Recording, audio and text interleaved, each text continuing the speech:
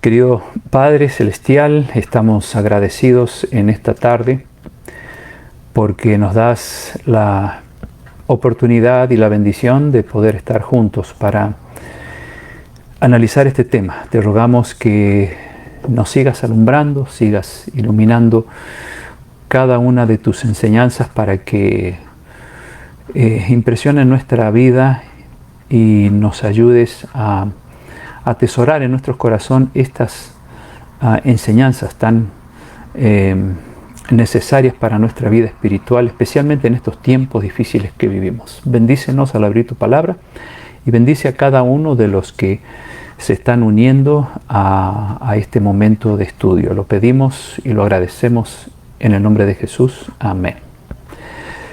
Bueno, vamos entonces a ver qué encontramos en la palabra de Dios respecto de este tema. Hay mucho para ver, pero yo he escogido algunos textos y un par de incidentes que vamos a estudiar para ver lo que Dios nos quiere enseñar en relación al temor y la ausencia de la paz. Bienvenido, William, y luego iré saludando a otros más que irán entrando para compartir juntos este momento. Les quiero contar lo que pasó cierta vez con un profesor de religión. Este hombre estaba enseñando todo lo que tiene que ver con las profecías del tiempo del fin. Y cuando habló de un texto que vamos a ver enseguida, donde se predice un tiempo de angustia en el mundo, un tiempo de angustia previo y otro un tiempo de angustia muy diferente, descubrió este profesor que el 50% de los estudiantes preferían no vivir esos días finales de la historia, 50%, y eran estudiantes de teología.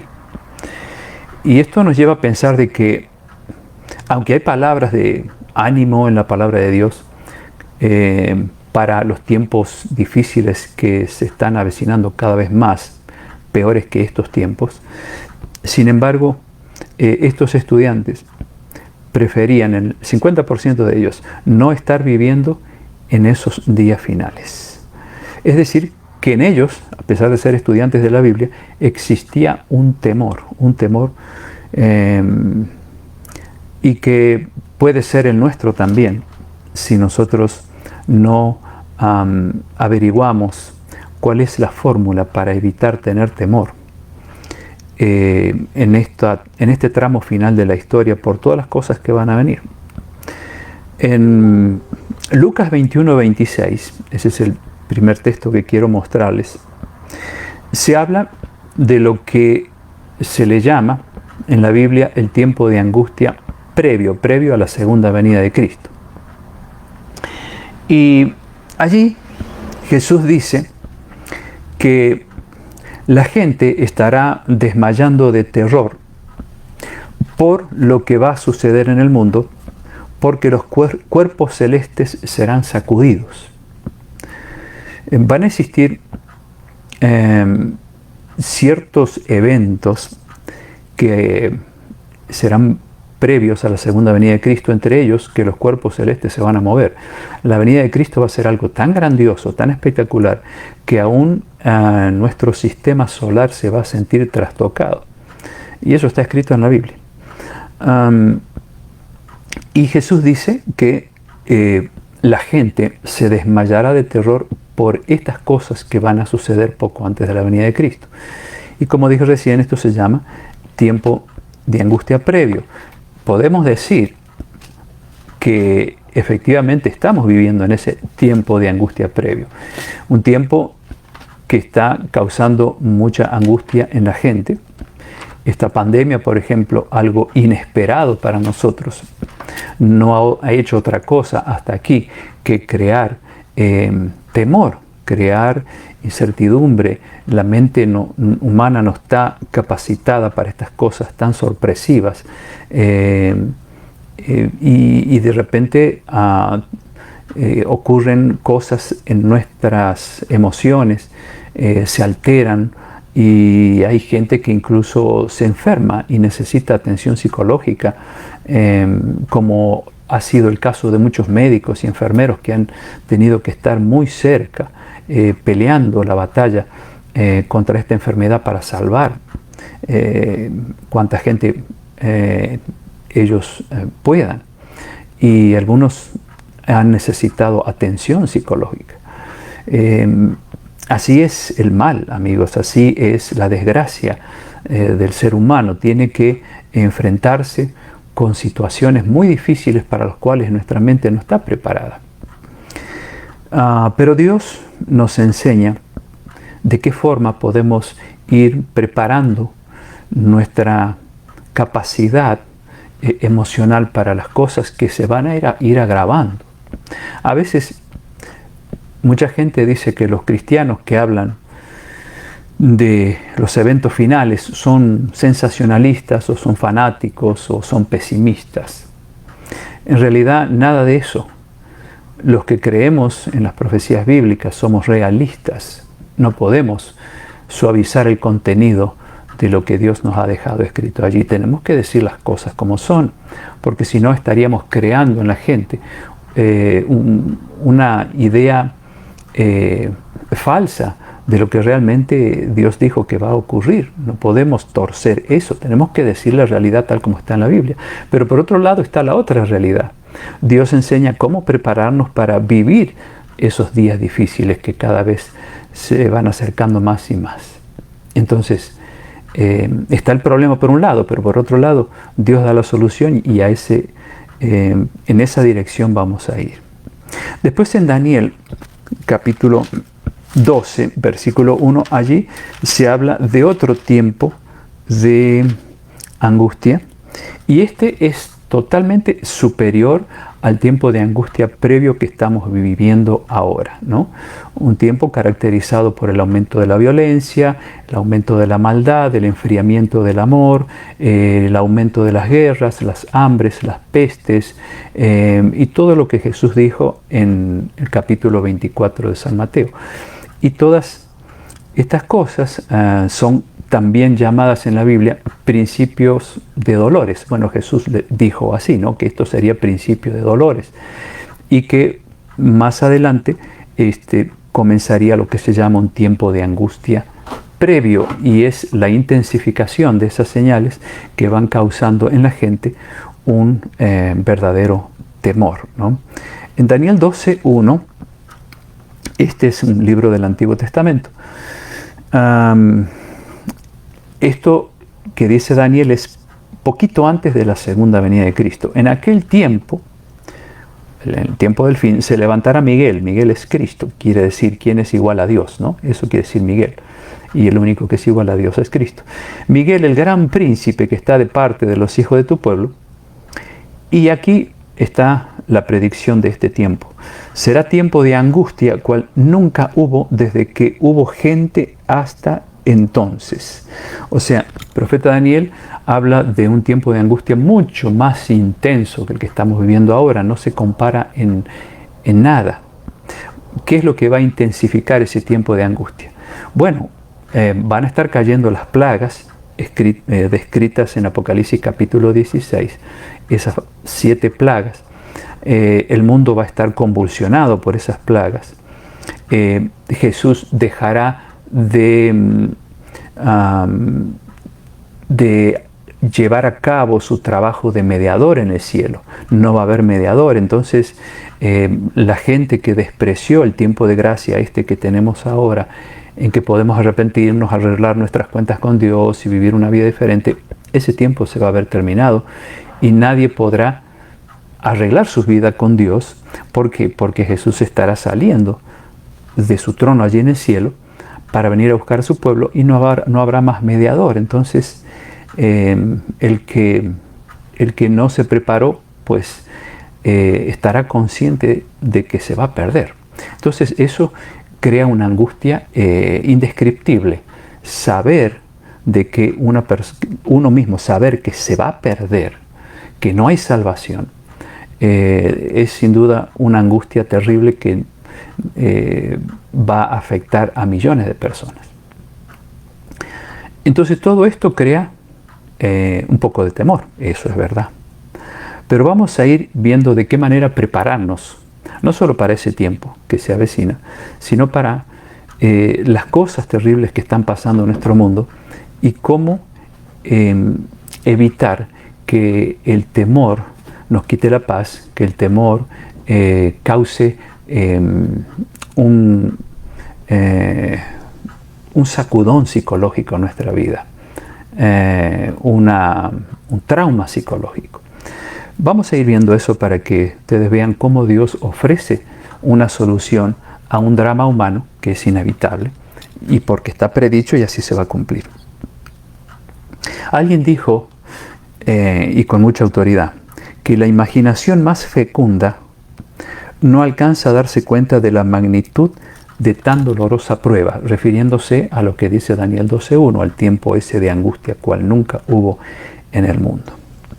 O sea, no podemos ni siquiera imaginarnos lo que será eso.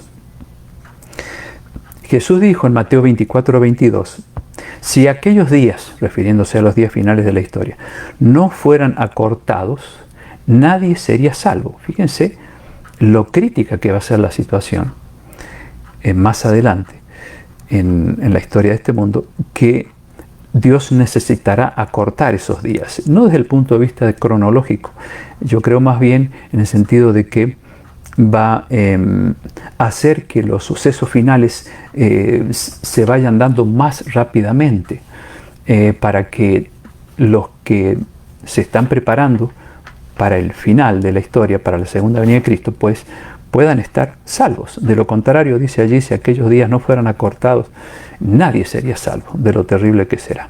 Pero Dios siempre está dándonos una salida.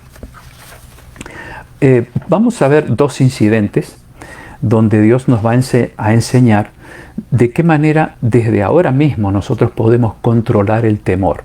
No solo el temor por estas cosas que están escritas en la Biblia, sino el temor ante situaciones difíciles que tenemos que atravesar y las cuales siempre se presentan tarde o temprano en nuestra vida. En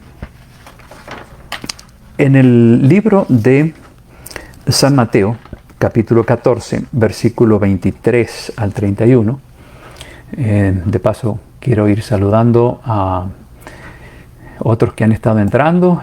Julia, bienvenida Julia. Oscar, ¿qué tal? ¿Cómo está? Koinonía, hola, esta es la iglesia Koinonía, la que está atendiendo mi hijo allí en Texas. Qué bueno, saludos a toda esa gente linda que tuve oportunidad de conocer hace más de un año atrás cuando fui a hacer un seminario de profecías allá. Así que nos alegra mucho de que estén aquí compartiendo con nosotros este estudio. Patricio, mi viejo amigo, allí está. Vicky, Miguel Celada, desde Guatemala, qué lindo. Bienvenido Miguel. Ana Victoria Azañedo ya está pidiendo una oración por la familia. Bueno, vamos a tener en cuenta al final los pedidos que ustedes hagan. Ana Victoria Azañedo también desde Perú, qué bueno. Así que tenemos Perú, Guatemala, Argentina, Uruguay, porque también está Teresa por ahí, que es de Uruguay. Mario, querido amigo de toda la vida, pide oración por su hija Florencia y sus nietos. Vamos a tener en cuenta, Mario, a tu linda familia. Víctor Hugo, como siempre, bienvenido. Ani Medrano, Nancy, Elizabeth, bienvenida. También vamos a tener en cuenta su pedido de oración. Oneida, Modesta. Bueno, qué lindo grupo. Bienvenidos todos a este estudio. Bueno, vamos a ir al Mateo 14, 23 al 21. Allí se relata un incidente que quizá muchos de ustedes lo conocen. Dice así, hablando de Jesús: después de despedir a la gente, subió a la montaña para orar a solas. Al anochecer, estaba allí él solo y la barca ya estaba bastante lejos de la tierra, zarandeada por las olas, porque el viento le era contrario. En la madrugada, Jesús se acercó a ellos, a la gente, a los discípulos, caminando sobre el lago. Cuando los discípulos lo vieron caminando sobre el agua, quedaron aterrados y dijeron: «Es un fantasma». Gritaron de miedo porque no sabían qué era eso que estaban viendo. Ellos pensaban que era un fantasma, no un ser humano. Pero Jesús les dijo enseguida: «Cálmense, yo soy». Y aquí viene una expresión clave: no tengan miedo, yo soy. Y Pedro, que estaba allí, dijo: «Señor, si eres tú, mándame que vaya a ti sobre el agua». Y Jesús le dijo: «Ven». Pedro bajó de la barca y caminó sobre el agua en dirección a Jesús. Pero al sentir el viento fuerte, y por segunda vez aparece esta palabra, tuvo miedo y comenzó a hundirse. Entonces Pedro gritó: «Señor, sálvame». Enseguida Jesús le tendió la mano y, sujetándolo, lo reprendió y le dijo: «Hombre de poca fe, ¿por qué dudaste?». Fíjense que Jesús estaba tratando con personas que se puede suponer ya estarían maduras espiritualmente porque estuvieron un buen tiempo con el Maestro, con Jesús. Sin embargo, a la hora de la prueba, a la hora de ver cómo estaban sus ánimos ante una situación así, tuvieron miedo, ¿no? Y vieron allí a Jesús y, siendo que lo conocían bien, sin embargo sus ojos espirituales quizá estaban ciegos, no lo reconocieron, pensaron que era un fantasma. Y entonces, bueno, se calmaron, se alegraron de que era Jesús que estaba allí. Y Pedro dijo: «Bueno, si tú caminas por el agua, yo también quiero caminar». Y Pedro empezó a caminar. Pero en un momento, Pedro, en lugar de mantener su vista en Jesús, allí en el agua, miró hacia abajo porque desconfió de la promesa de Dios. Miró hacia abajo y entonces comenzó a hundirse y gritó: «Señor, sálvame». Parece que Pedro ni siquiera sabía nadar. Y Jesús se acercó y lo tomó de la mano y le dijo: «Hombre de poca fe, ¿por qué dudaste?». ¿Saben? Esta historia, este incidente nos enseña que en la vida espiritual nos pasa muchas veces eso. Enfrentamos un problema y sabemos que tenemos las promesas de Dios para que no tengamos inseguridad sobre esos problemas, sino que tengamos confianza. Y en un momento dado nos olvidamos de esas promesas o perdemos la confianza, nos miramos a nosotros mismos, miramos hacia la tierra en lugar de mirar hacia el cielo, es decir, buscar a Dios en oración y tener confianza en Él. Y entonces nos hundimos en nuestros propios mares, en nuestros propios problemas. Y allí nos falló la fe, allí entonces la confianza en Dios desapareció porque nos miramos a nosotros mismos y no miramos al autor de la fe, que es Dios. Hay mucho que podemos aprender de ese incidente, de Pedro caminando sobre el mar. Era posible hacerlo porque Jesús dijo: «Camina, no te vas a hundir, porque estoy yo aquí». Pero Pedro, si bien al principio todo era lindo, en algún momento dudó de lo que Jesús le había dicho. Y cuando nosotros dudamos, entonces allí es cuando somos presa del temor, perdemos la paz. Y entonces Jesús seguramente nos dice, como le dijo a Pedro: «Hombre de poca fe, mujer de poca fe, ¿por qué dudaste si yo estoy aquí?». Es que, amigos, tenemos que aprender esto. Una cosa es el Jesús de la historia, el Jesús que nos enseñaron, el Jesús del cual aprendimos, el Jesús que hemos visto en las películas. Y otra cosa es el Jesús de la experiencia, es decir, de la vivencia diaria con Él. Entonces, cuando es así, hay fe, hay confianza, porque yo sé que Él está a mi lado. Como aquel niño que va a cruzar la calle, quizás sea una calle bien ancha donde hay muchos carriles y los autos van y vienen, pero como va tomadito de la mano del papá, él quizá va jugando y pensando, vaya a saber en qué, menos en el peligro que está corriendo al cruzar esa avenida. Porque va tomado de la mano de papá y él sabe muy bien que con papá va seguro. Y esa es la confianza que nosotros tenemos que tener en nuestro papá Dios. Si vamos tomados de la mano de Él, podemos avanzar en la vida con la confianza de que nada nos va a pasar. Y que si papá Dios nos permite pasar por algo, va a ser para bien y no para mal. Así que esta es una de las historias de las cuales podemos aprender mucho y está en el Nuevo Testamento, como leímos recién, allí en Mateo capítulo 14. Vamos a leer la última parte, donde dice que cuando ellos subieron a la barca, los discípulos, entonces se calmó el viento, porque también estaban aterrorizados por el hecho de que la barca se movía de un lado para otro, venía una tormenta, y bueno, comenzaron a tener miedo, obviamente, pero un miedo infundado porque ellos habían sido adiestrados por Jesús a no tener miedo, aún en las circunstancias más difíciles. Cuando ellos se subieron a la barca, como dice allí, entonces el viento se calmó y entonces el miedo desapareció.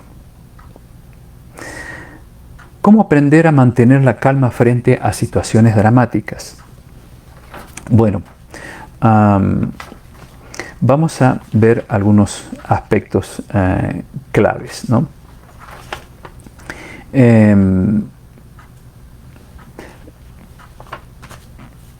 Por ejemplo,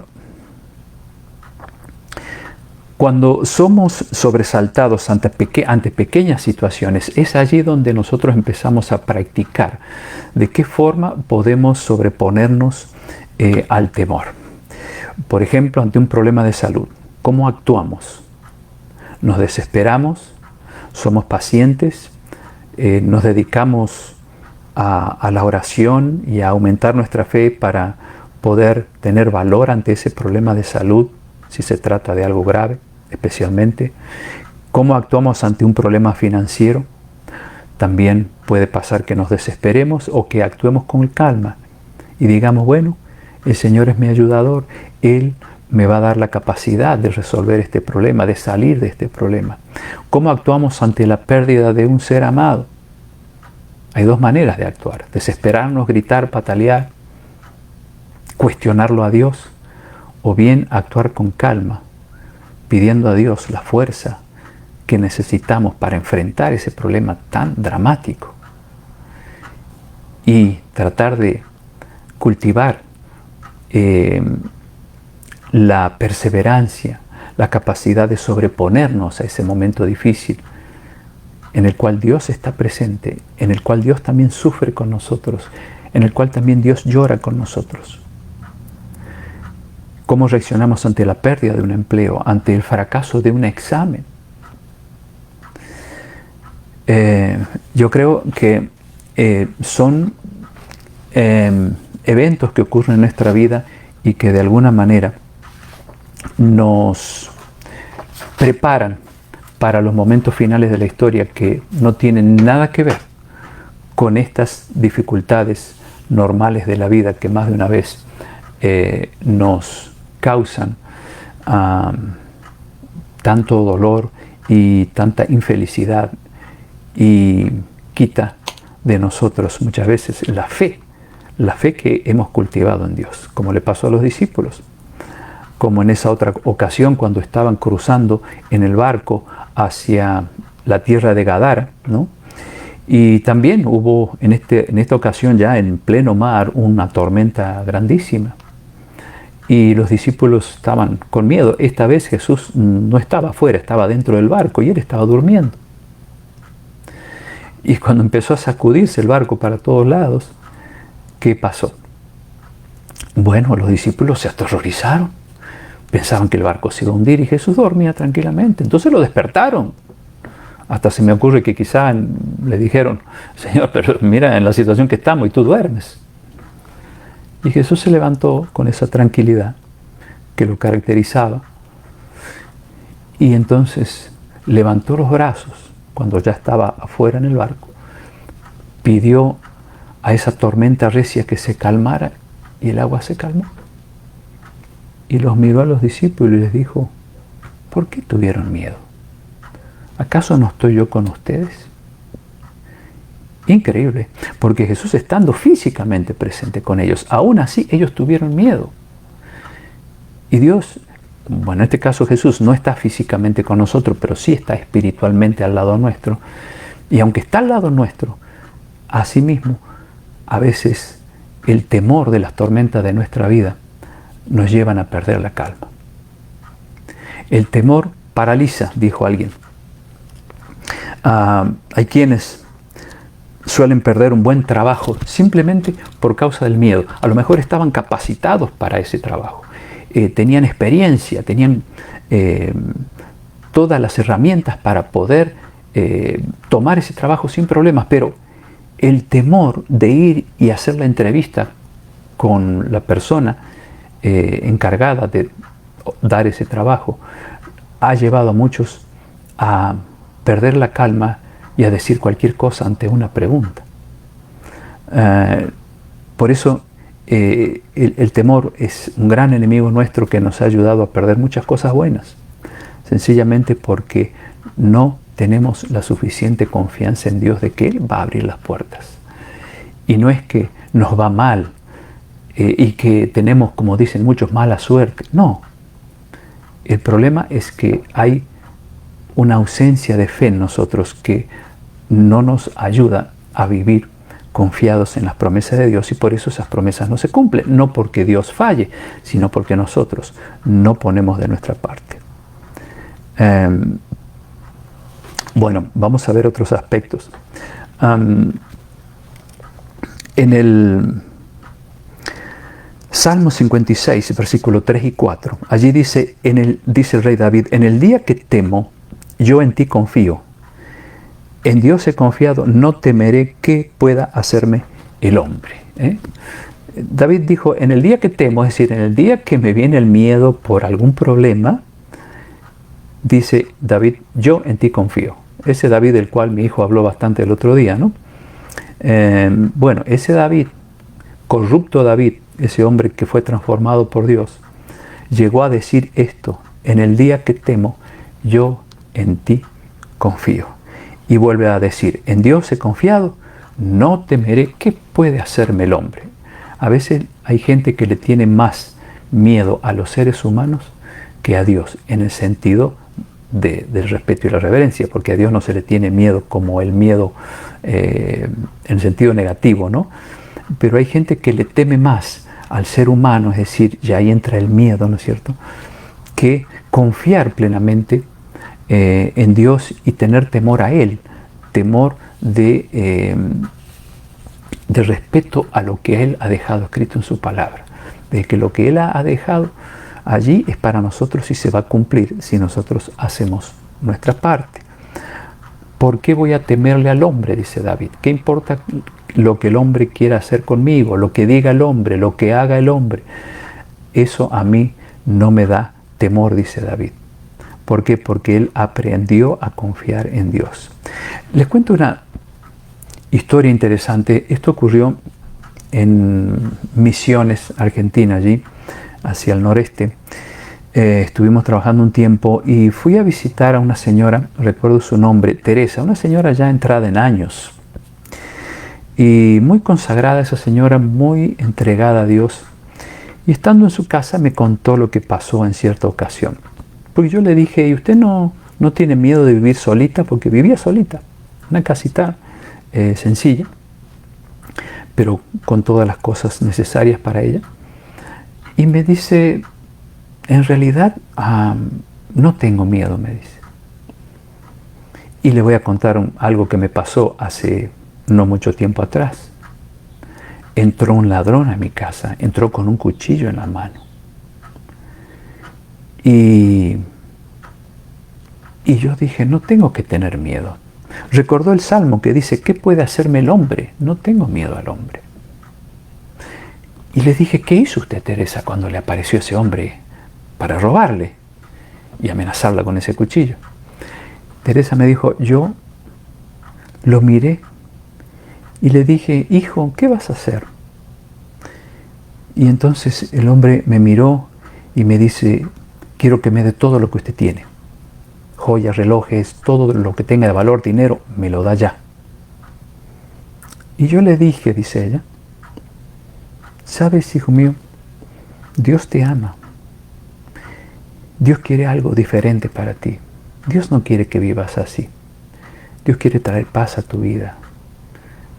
Dios está dispuesto a darte un nuevo corazón para que tú no vivas así, para que no termines en la cárcel. ¿Sabes?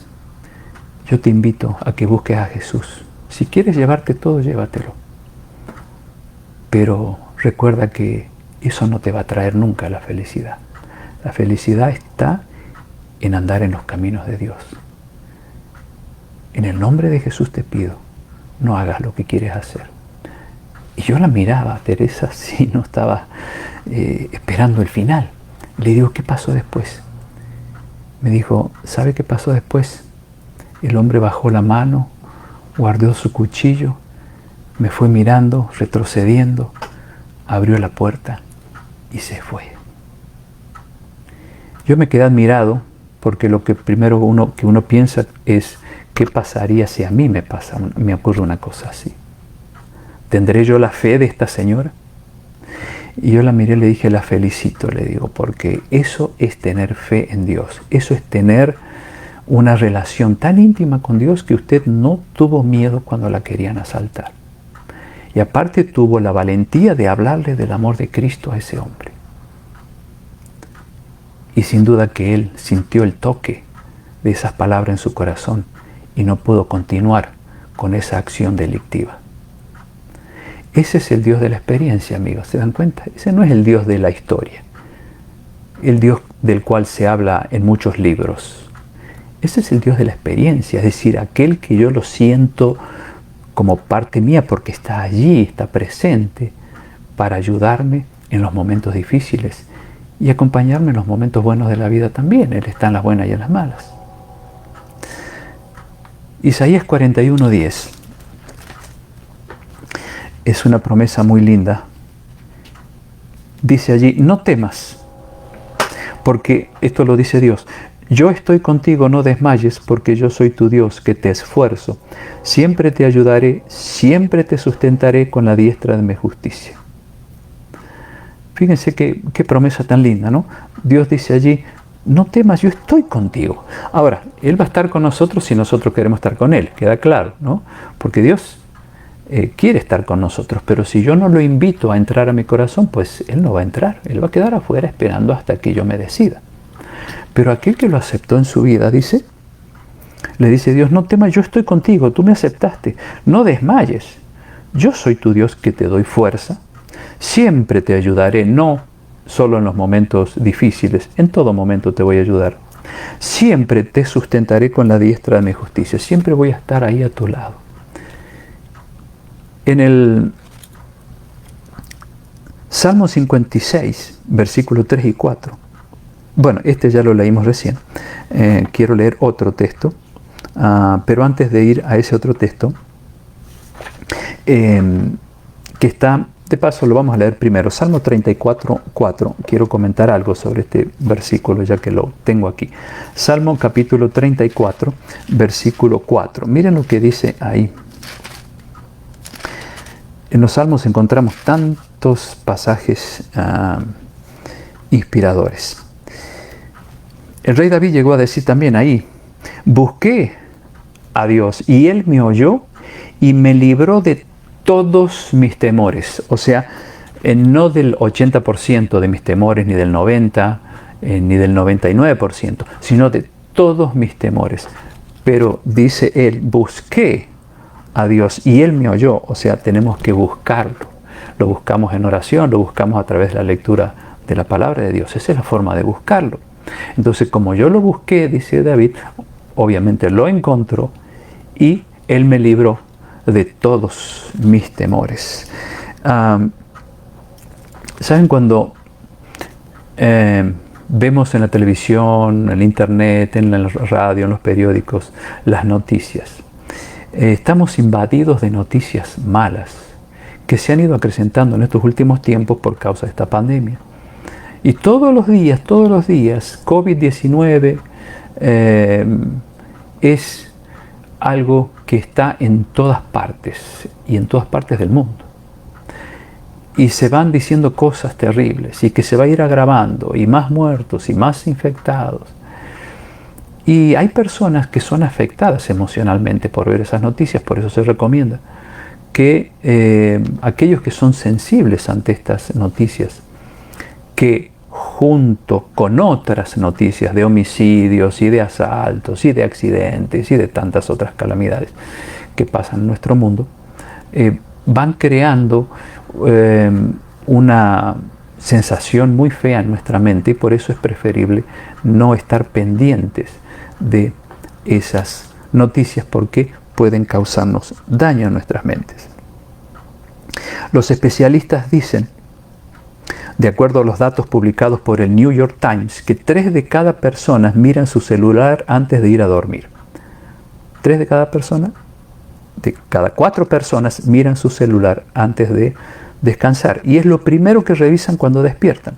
Así que lo más probable es que terminen e inicien su día con la noticia de algún hecho terrible o de varios hechos. Entonces, dicen ellos, los especialistas en estos temas, que esto puede producir el fenómeno de la tristeza de las malas noticias o tristeza por las malas noticias. También producen insensibilización al ver tantas cosas malas. Ellos dicen que ya muchas personas no sienten nada al ver una noticia mala más. Como que, por ejemplo, matar a una persona es tan común que ya eso insensibiliza a muchas personas. No le causan el dolor, la tristeza que causaban antes. Tanto se repiten estas cosas horribles que pasan todos los días que puede causar insensibilidad en nosotros, y eso es un problema grave. Y también puede causar sensación de impotencia y vulnerabilidad al pensar que eso que le pasó a otro nos podría pasar a nosotros. Miren, Lucas 21, versículo 29. Ahora, ¿cómo reacciona un cristiano que tiene tantas promesas de Dios respecto de los dramas humanos cuando los tenemos que enfrentar? ¿Cómo mira un cristiano las noticias, sabiendo que todo eso es parte del tiempo de angustia previo a la segunda venida de Cristo? ¿Cómo reacciona un cristiano ante las noticias que cada vez son peores y que se van multiplicando? Bueno, el cristiano tiene la ventaja que ya sabe de antemano que las cosas van a ir de mal en peor, entonces tiene una ventaja. Sufre también, le duele, pero en el fondo dice, bueno, estos son principios de dolores. Esto es un tiempo de angustia que dijo Jesús que iba a ocurrir y que es un anuncio de que pronto el mal se va a terminar para siempre. Entonces el cristiano lo mira desde otro ángulo. Con dolor, por supuesto, pero con esperanza de que esto que está pasando se va a terminar muy pronto. Por eso que es importante saber el futuro. Pero quienes no saben el futuro, quienes tienen depositadas las esperanzas en los gobernantes del mundo, pues se chasquean mucho y sufren mucho más, porque no pueden ver más allá de lo que un cristiano ve. De ahí la importancia de conocer la palabra de Dios. Bueno, Lucas 21, 29 dice lo siguiente respecto de estas cosas que están sucediendo en el mundo. Cuando estas cosas comienzan a suceder, dice Jesús, enderécense y levanten la cabeza porque la redención de ustedes está cerca. Fíjense que es lo contrario a lo que le pasa al ser humano que no conoce a Dios. Cuando vemos estas cosas, dice Jesús, No se depriman, no queden cabizbajos, no queden allí desanimados, traumatizados. No, Jesús dice, cuando vean todas estas cosas, pónganse derechos en su vida espiritual, levántese el ánimo de ustedes. ¿Por qué? Porque viene lo más lindo, que es la salvación, el fin de este mundo y la salvación eterna de todos aquellos que se han preparado para recibir a Jesús cuando Él venga. Ahí tenemos lo que yo les decía recién, hay esperanza. Cobren ánimo, dice Jesús, levanten la cabeza, pónganse derechos, es decir, no se dejen aplastar por las malas noticias. Sepan que todo esto tiene que ocurrir. No queremos que ocurra, pero desgraciadamente ocurren porque son señales de que el ser humano cada vez se está apartando más de Dios y que es necesario que Dios intervenga para poner fin a todas estas desgracias humanas. En el Salmo 112, versículo 7, hablando de las noticias, el rey David también dice que el justo, es decir, el que es un hijo de Dios, no tendrá temor de malas noticias. Interesante, Salmo 112, versículo 7. No tendrá temor de malas noticias.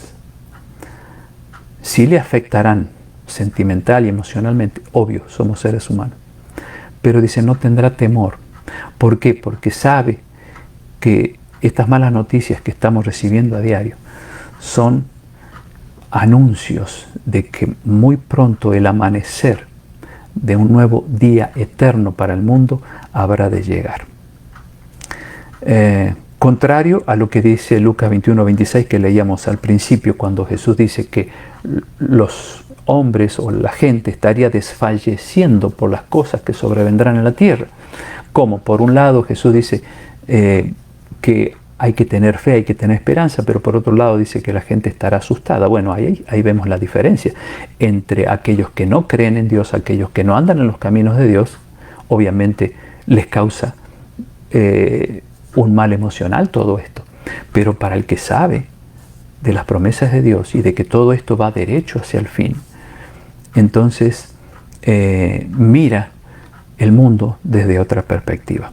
Proverbios 1:53 dice allí Dios, el que me oyere vivirá sin temor del mal, sin temor del mal.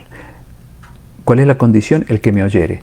Es decir, ¿de qué manera oímos de Dios? Bueno, ahora ustedes están oyendo de Dios, pero también a Dios lo podemos encontrar leyendo en la palabra de Él todo lo que nos ha dejado enseñado, como enseñanza, oyendo, leyendo, prestando atención a estos temas que nos ayudan a nuestra vida espiritual. Y entonces esto quita en nosotros ese temor, porque oímos las promesas de Dios, oímos las palabras de aliento de Dios para que nosotros podamos vivir más tranquilos. En Hebreos 11:27 se habla de aquel gran héroe de la fe llamado Moisés. Y ustedes conocen la historia, que en algún momento Moisés se dio cuenta que era hebreo. Él fue creado como egipcio hasta que descubrió que era un hebreo. ¿Y qué estaba haciendo ahí un hebreo? Bueno, él era el libertador del pueblo de Israel y tuvo que dejar toda esa pompa, toda esa fama que tenía como político allí, como gobernador. Tuvo que despojarse de todas esas vestiduras lujosas y vestir sencillamente como un judío cualquiera. Y fue expulsado de Egipto. Podría haber sido muerto por el faraón, pero Dios tenía un plan con él, lo protegió. Y dice allí que Moisés, cuando fue expulsado de Egipto, no teniendo miedo la ira del rey, se mantuvo firme como si estuviera viendo al invisible. Este pasaje nos da una gran enseñanza. ¿Cómo se mantuvo firme Moisés? ¿Por qué no tenía miedo de la amenaza del rey cuando lo expulsó de Egipto, sabiendo que él era hebreo? Bueno, él se sostuvo, dice, como viendo al invisible. Es decir, él tenía en su mente y en su corazón la imagen de ese Dios que tenía un plan para él. ser el libertador del pueblo de Israel. Venir luego a sacar, luego de 40 años, de que Dios lo tuvo en el desierto preparándolo, cuidando ovejas. Entonces ya después de esos 40 años estaba listo para pastorear otras ovejas, que sería su pueblo, el pueblo israelita. Pero él dice que no tuvo miedo en ese momento cuando fue expulsado, porque él tenía a Dios en su corazón. Ahí está el secreto para vivir sin temor. Salmo 46, 1 y 2, el rey David dice: Dios es nuestro amparo y fortaleza. Por tanto, dice el rey David, no temeremos aunque la tierra sea removida y las montañas se hundan en el fondo del mar. ¿A qué se estaba refiriendo David? No es simplemente un ejemplo, sino que él estaba haciendo alusión a lo que dice Apocalipsis 16, 20, cuando la séptima plaga caiga, es decir, eso poquito antes de la venida de Cristo. Entonces dice San Juan en ese pasaje que toda isla huyó y las montañas desaparecieron. O sea, el rey David sabía de esta profecía. Y él dijo, aunque pase eso, y yo tuviese que estar ahí presente mientras caiga esa última plaga, la séptima, no temeremos. ¿Qué ocurre con una persona que ignora esto y que no está preparada para enfrentar ese gran terremoto mundial que será la última plaga? Ese último castigo divino anuncia el inmediato retorno de Jesús a esta tierra. Va a haber un terremoto mundial, está predicho. Pero el rey David dice, aunque eso pase, no temeremos. ¿Por qué? Porque dice, Dios es mi amparo y es mi fortaleza. ¿Y por qué Dios viene a buscarme a mí? Porque voy a tener miedo. Es posible, amigos, tener paz en la tormenta, pero únicamente si hacemos del Dios de la historia el Dios de la experiencia, de la vivencia diaria. Esa es la única forma, no hay otra. Jesús había dicho, como ya varias veces lo mencioné en Juan 14, 27, mi paz les dejo, mi paz les doy, no como el mundo la da. Y él vuelve a repetir esta palabra. No, y dice, ni tengan miedo. No se angustien, dice Jesús, ni tengan miedo. ¿Por qué? Porque Él está manejando el timón de la embarcación de nuestra vida. Y si Él va manejando, por más tormentas que enfrentemos, Él sabrá cómo dominar esas tormentas. Isaías 26:3, uno de mis pasajes favoritos del Antiguo Testamento. Allí dice Isaías capítulo 26 y versículo 3. Recuérdenlo, porque es bueno conocer algunos textos de memoria para ayudarnos en los momentos de dificultad.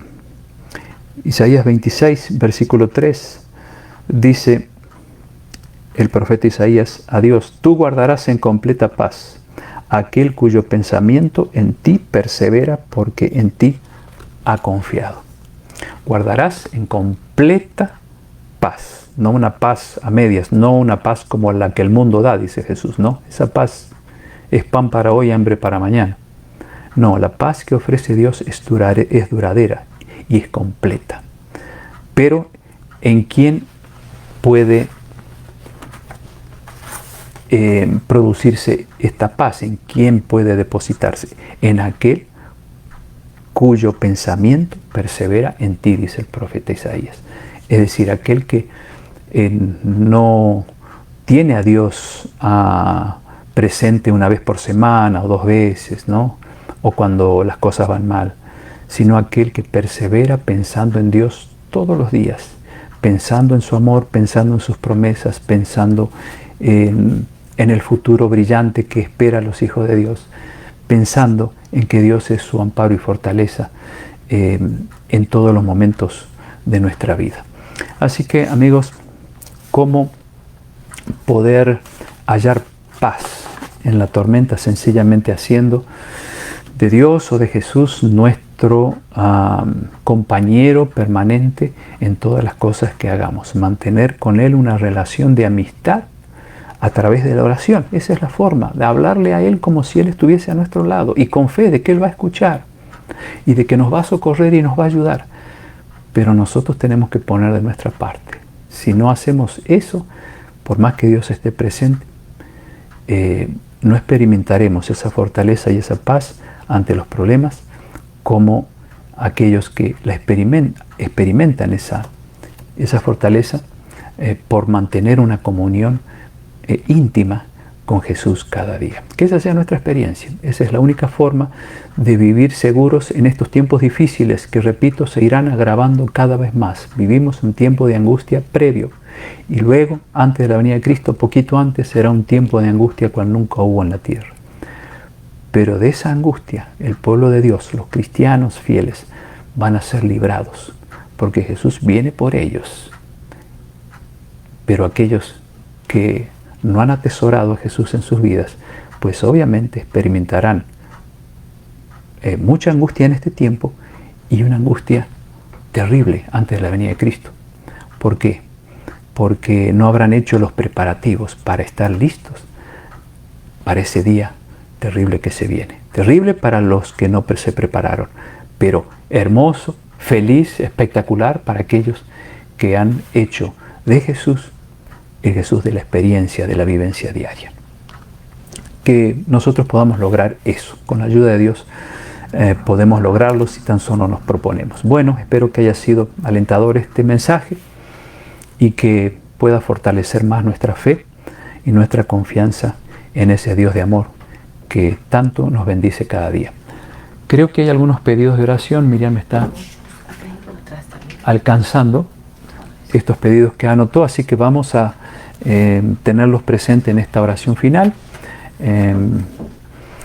Y pues si alguien me quedó por saludar, a ver, quiero hacer un repaso. Nora, aquí estamos con Daniel como siempre. Bueno, saludos para los dos. Ramón, mi querido amigo, anda un poquito mal otra vez. Vamos a orar por Ramón. Oneida, bienvenida. Ani Medrano, ¿quién más ha entrado? Luis Jolie Moraes, saludos a Jolie también para Luis allí, desde Argentina. Bueno, a Antonieta, saludando también, Ana Romero, y bueno, espero no olvidarme de nadie. Vamos entonces a tener una oración teniendo en cuenta los pedidos que ustedes han manifestado allí por escrito.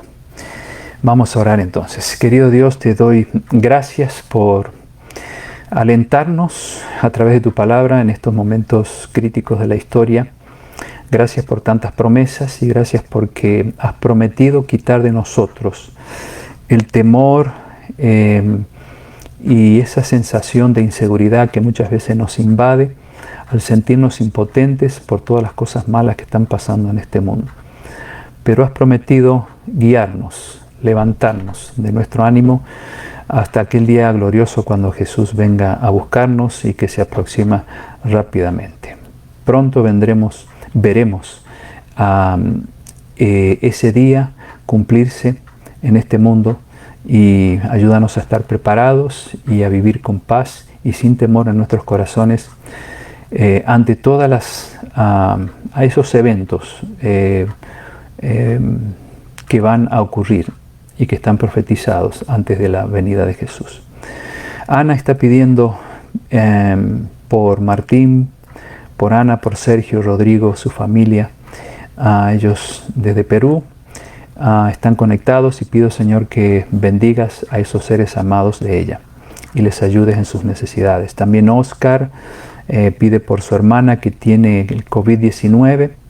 Ella se llama Flor. Rogamos por Flor para que le des la sanidad, le quites ese problema que la está quejando, así como muchas personas que están afectadas. Rogamos que los atiendas y les traiga sanidad. Mario pide por su hija Florencia, por sus nietos Darko, Benjamín y Renzo. Bendice esa linda familia, Señor, y ayúdales en sus necesidades. Ramón, rogamos, Señor, que lo atiendas en su salud, que sigue un poquito quebrantada. Dale fuerzas y dale sanidad y que pueda dormir bien esta noche. Nancy pide por su nieto recién nacido, El nietito se llama Lautaro por sus padres, para que ese matrimonio puedan estar fortalecidos con tu poder, sigan unidos y también que decidan entregarse a Jesús. Y Nancy pide por sus nietos Gael, Josué, Eduardo, por el esposo de ella, para que también haga de Cristo su único amigo y Salvador. Modesta pide por la salud de la mamá de su esposo Pepe.